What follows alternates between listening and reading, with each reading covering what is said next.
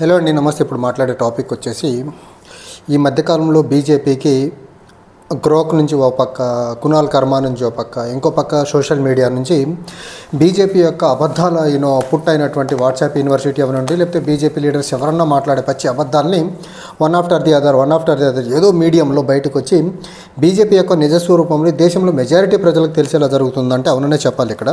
So మొదలైంది గ్రోక్తో మొదలైంది. తర్వాత కునాల్ కర్మ ఎప్పటి నుంచో చేస్తున్నాడు, కానీ గ్రోక్ తర్వాత కునాల్ కర్మ ఇన్సిడెంట్ బీజేపీ విషయంలో, బీజేపీ పాలసీస్ విషయంలో ఎంత క్రిటికల్గా ఉన్నాడో బయటకు వచ్చే ప్రయత్నం జరిగింది. అండ్ తర్వాత సోషల్ మీడియాలో యాజ్ యూజువల్గానే బీజేపీ యొక్క హిపోక్రటిక్ నేచర్ మొత్తాన్ని వన్ ఆఫ్టర్ ది అదర్ బయటకు వచ్చే ప్రయత్నం జరుగుతుంది. ఈ క్రమంలో నరేంద్ర మోదీ దేశానికి అత్యంత పవర్ఫుల్ ప్రైమ్ మినిస్టర్, దేశాన్ని ఉద్ధరించే దాంట్లో ముందున్నాడని చెప్పే ప్రయత్నంలో social media WhatsApp university, Godi media time and again చెప్పుకుంటూ వచ్చే ప్రయత్నం చేస్తుంది. కానీ ఇక్కడ మనం చూడాల్సింది ఏంటంటే, ఇండియాకి 1947లో ఇండిపెండెన్స్ వచ్చిన తర్వాత దేశంలో ఉన్నటువంటి సకల సంపదల మొత్తాన్ని దోచుకొని బ్రిటిష్ వెళ్ళిపోయింది. బ్రిటిష్ వెళ్ళిపోతున్న క్రమంలో భారతదేశానికి రెండు ముక్కలుగా పాకిస్తాన్ యాజ్ వెల్ యాజ్ ఇండియాగా విడగొట్టింది. సో పాకిస్తాన్ అండ్ ఇండియాగా విడిపోయినప్పుడు ఒక పక్క పాకిస్తాన్ ఇండియాతో జరుగుతున్నటువంటి కమ్యూనల్ రిలేటెడ్ టెన్షన్ పార్టీషన్ టైంలో, ఎట్ ద సేమ్ టైం ఇంకో పక్క చైనాతో ఇంకో పక్క ఉన్నటువంటి శత్రుత్వం, ఇన్ని రకాలుగా ఒక పక్క రిసోర్సెస్ లేవు, ఇంకో పక్క దేశానికి రెండు వైపులా రెండు శత్రు దేశాలతో యుద్ధ వాతావరణం నెలకొన్న క్రమంలో దేశాన్ని చాలా సక్సెస్ఫుల్గా ముందుకు తీసుకెళ్లిన జవహర్లాల్ నెహ్రూ గారు తినేదానికి తిండి లేని దేశం దగ్గర యుఎస్ఏ ఇచ్చినటువంటి PL 480 సపోర్ట్ తీసుకొని దేశానికి ఆ రోజు ఉన్న పేదరికాన్ని ఎంతో కొంత ఫుడ్ సప్లై చేసే ప్రయత్నం చేయగలిగారు. విదేశాల నుంచి, మరీ ముఖ్యంగా అమెరికా నుంచి కానీ USSR నుంచి అప్పు వచ్చే పరిస్థితి లేని పరిస్థితి అప్పటికి. ఎందుకంటే అప్పటికి 1947 to 49 మధ్యకాలంలో ఇండియా కాన్స్టిట్యూషన్ ఇంకా అడాప్ట్ చేసుకోలేదు, డెమోక్రాటిక్ కంట్రీగా ఎమర్జ్ అవ్వలేదు. కాబట్టి వేరే ప్రపంచ దేశాలకు సంబంధించినటువంటి ఏజెన్సీస్ కూడా ముందుకొచ్చి అప్పిచ్చేదానికి ముందుకు రాలి. కాన్స్టిట్యూషన్ అడాప్ట్ చేసుకొని ఎన్నికలు జరిగిన తర్వాత అప్పు కలిపి దొరికే వెసులుబాటు దొరికింది. ఈ క్రమంలో దేశానికి రెండు పక్కల రెండు శత్రు దేశాలు, తినేదానికి తిండి లేదు, రూరల్ డెట్, దేశంలో కనీసం రిసోర్సెస్ కానీ ఇన్ఫ్రాస్ట్రక్చర్ లేని దేశం నుంచి PSUs, తర్వాత మల్టీపర్పస్ ఇరిగేషన్ డ్యామ్స్, దేశంలో ఉన్నటువంటి ఆహార భద్రతను తగ్గించుకుంటూ గ్రీన్ రివల్యూషన్ దగ్గరికి రావడము, తర్వాత అసలు ప్రపంచ దేశాల్లో అప్పుడప్పుడే ఏర్పడిన చిన్న దేశాలన్నింటిలో USSR సైడ్ కానీ అమెరికా సైడ్ వెళ్లకుండా థర్డ్ వరల్డ్ కంట్రీస్ని అన్నింటినీ ఒక దగ్గరగా తీసుకొచ్చి 1961లో బెల్గ్రేడ్ సమావేశంలో నామ్ కంట్రీస్ లీడర్గా ఎమర్జ్ అయ్యారు జవహర్లాల్ నెహ్రూ గారు. అటు అమెరికాని కాదని, ఇటు USSRని కాదని, రెండు పవర్ఫుల్ గ్రూపులని కాదనుకొని మూడో గ్రూపును ఫామ్ చేయగలిగినటువంటి నేత జవహర్లాల్ నెహ్రూ గారు. అలాంటి వ్యక్తిని పట్టుకొని ఈ బీజేపీ వాట్సాప్ యూనివర్సిటీ చేసే దుష్ప్రచారం, ఆయన మీద దుమ్మెత్తి పోసే విధానం ఏదైతే ఉందో, అది ఒక డెమోక్రటిక్ సెటప్లో నడుస్తున్న దేశానికి, అలాంటి దేశానికి మొట్టమొదటి ప్రధానమంత్రిని ఇంతలా దిగజారి మాట్లాడటం ఒక సంఘ పరివార మనుషులకి, ఒక బీజేపీ వాళ్ళకే చెల్లింది. దేశానికి మొట్టమొదటి ప్రధాని నరేంద్ర మోదీ కంటే టిల్ డేట్ ఎక్కువ సంవత్సరాలు ప్రధాని చేసినటువంటి వ్యక్తి, తర్వాత దేశంలో ఈరోజు నరేంద్ర మోదీ వ్యాపారం చేసుకుంటున్న PSUs ఏవైతే ఉన్నాయో, ప్రభుత్వ రంగ సంస్థలన్నింటినీ క్రియేట్ చేసిన వ్యక్తి. అలాంటి వ్యక్తిని ఈ రకంగా వీళ్ళు తిడుతున్నారంటే వీళ్ళకి అసలు ఏమాత్రం సంస్కారం ఉందా? దేశం యొక్క మొట్టమొదటి ప్రధానిని గౌరవించే సంస్కారము ఈ RSS కానీ BJP కానీ ఉందా అంటే ఎట్టి పరిస్థితుల్లో లేదని చెప్పాలి మనము. ఇంకో పక్క జవహర్లాల్ నెహ్రూ గారు PSUs, తర్వాత మల్టీపర్పస్ ఇరిగేషన్ డ్యామ్తో ఎయిమ్స్, ఢిల్లీలో ఉన్నటువంటి ఎయిమ్స్, ఇప్పుడు ఎయిమ్స్ లైక్ హాస్పిటల్స్ దేశవ్యాప్తంగా విస్తరిస్తుంది. ఇవన్నీ జవహర్లాల్ నెహ్రూ గారి పనే. IITలు కానీ, IIMలు కానీ, గొప్ప యూనివర్సిటీలు అన్నీ క్రియేట్ చేసిన ఘనత జవహర్లాల్ నెహ్రూ గారిది. కానీ ఈరోజు బీజేపీ ఏం చేస్తుంది? RSS మనుషులు మొత్తాన్ని యూనివర్సిటీలో పెట్టి యూనివర్సిటీని ధ్వంసం చేస్తూ ఉంది. ఎయిమ్స్ లాంటి హాస్పిటల్స్ని పెద్ద మొత్తంలో క్రియేట్ చేసి వైద్యం బెటర్గా అందించకపోగా ఆ దేశానికి సంబంధించినటువంటి ఆరోగ్య రంగానికి సంబంధించి బడ్జెటరీ అలొకేషన్ తగ్గించుకుంటూ వస్తుంది. మరీ ముఖ్యంగా ప్రధానమంత్రి మాతృవందన యోజన కింద గర్భిణీ స్త్రీలకు రావాల్సినటువంటి డబ్బు ఇన్ టైంలో ఇవ్వక అల్లాడిపోతున్నారు గర్భిణీ మహిళలు. తర్వాత ఒక పక్క రెండు దేశాలు, ఒక పక్క పాకిస్తాన్, ఇంకో పక్క చైనాతో ఉన్నటువంటి యుద్ధ వాతావరణం తట్టుకొని దేశాన్ని సక్రమమైన మార్గంలో నడిపితే ఈరోజు నరేంద్ర మోదీ ఏం చేస్తున్నాడు?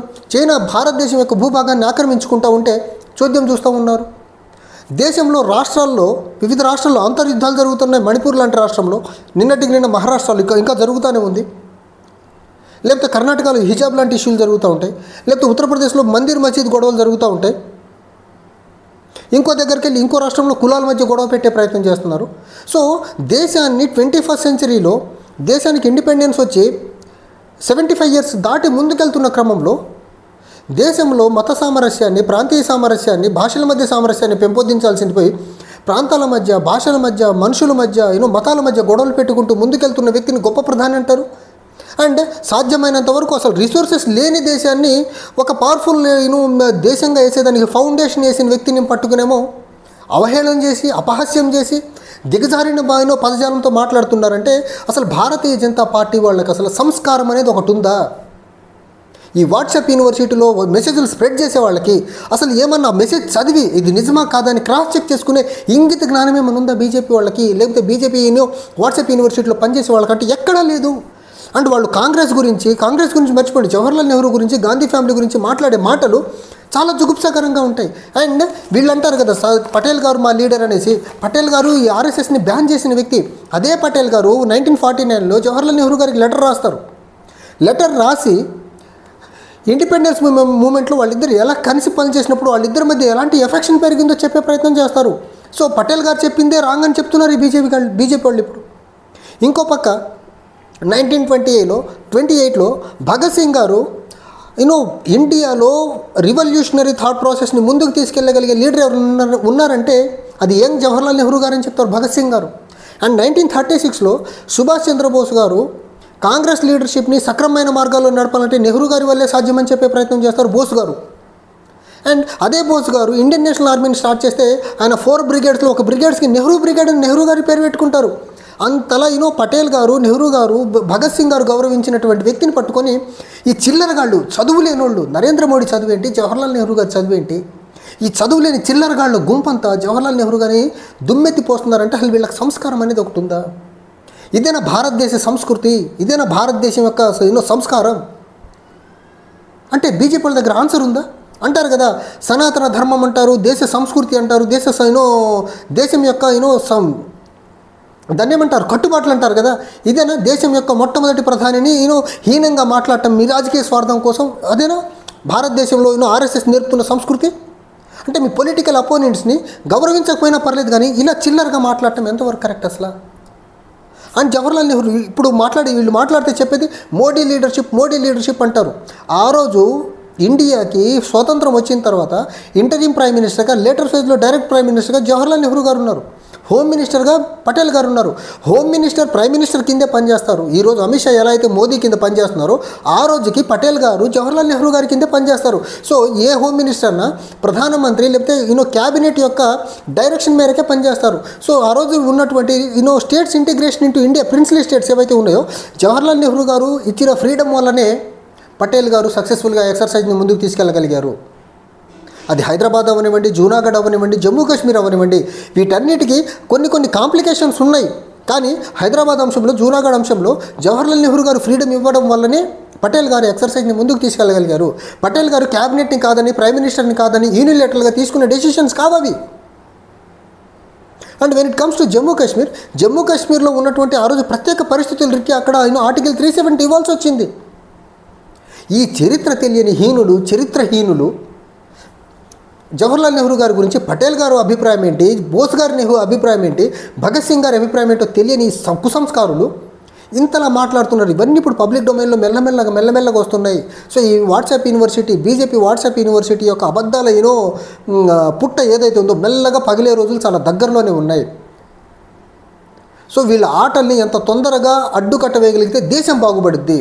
లేకపోతే మణిపూర్లో గొడవలు జరుగుతాయి, ఉత్తరప్రదేశ్లో మందిర్ మసీద్ గొడవలే జరుగుతూ ఉంటాయి, ఔరంగజేబ్ ఇన్సిడెంటే జరుగుతూ ఉంటుంది. ఓ పక్క ఔరంగజేబుని తిడతారు, ఇంకో పక్క దారా సుఖోని పొగుడతారు. ఏంటో ఈ బీజేపీ ఆర్ఎస్ఎస్ వాళ్ళ మైండ్ సెట్ అసలు అర్థం కాదు. దారా సుఖో ఎవరు? ఔరంగజేబ్ తమ్ముడే కదా. సో ఒక పక్క అన్నని తిడతారు, తమ్ముడిని పొగుడతారు. ఏంటో ఈ బీజేపీ వాళ్ళకి ఇల్లాజికల్ ఆర్గ్యుమెంట్స్.